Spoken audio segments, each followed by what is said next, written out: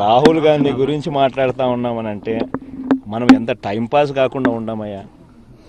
ఆ మనిషి ఎప్పుడు వస్తాడో తెలియదు, దేశంలో ఎప్పుడు ఉంటాడో తెలియదు, దేశం విడిచిపెట్టి ఎప్పుడు పోతాడో తెలియదు, ఎన్ని నెలలు కనీసం కనపడకుండా పోతాడో తెలియదు. ఆ మనిషి మాట్లాడడము, ఆ మనిషి మాట్లాడాడని చెప్పి మీరు నన్ను క్వశ్చన్ అడగడం. రాష్ట్రంలో మీరు అంతా ఉండారయ్యా. ఎక్కడ ఏమి జరిగినా కానీ కనిపించే వ్యక్తి ఎవడైనా ఉన్నాడు అని అంటే అది జగన్ ఒక్కడే. ఎక్కడ ఏం జరిగిన రాష్ట్రంలో బస్సు పడిపోయినా, బస్సు కూలిపోయి, బస్సు పడిపోయి మనుషులు చనిపోయినా కనిపించేది జగనే.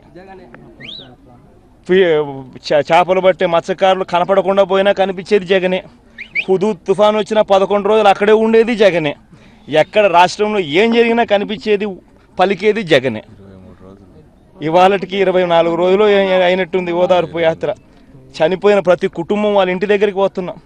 వాళ్ళ ఇంటి దగ్గరికి పోయి వాళ్ళని పరామర్శించి వాళ్ళ పడతా ఉన్న బాధలు రాష్ట్రానికి దేశానికి చెప్తున్నాం.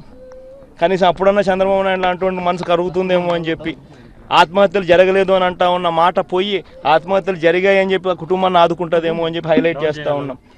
ఎక్కడ ఏం జరిగినా కానీ నిరాహార దీక్షలు చేసేది మేమే, కలెక్టరేట్ ఆఫీసులు ముట్టడి చేసేది మేమే, ధర్నాలు చేసేది మేమే. మీరంతా కూడా దానికి సాక్షులు. రాహుల్ గాంధీ అడిగాడట, మనం చెప్పడం అంట. ఆ మనిషికి ఎప్పుడో నిద్రలేస్తాడు, నిద్ర లేచినప్పుడు ఏదో మాట్లాడతాడు. ఆ మాట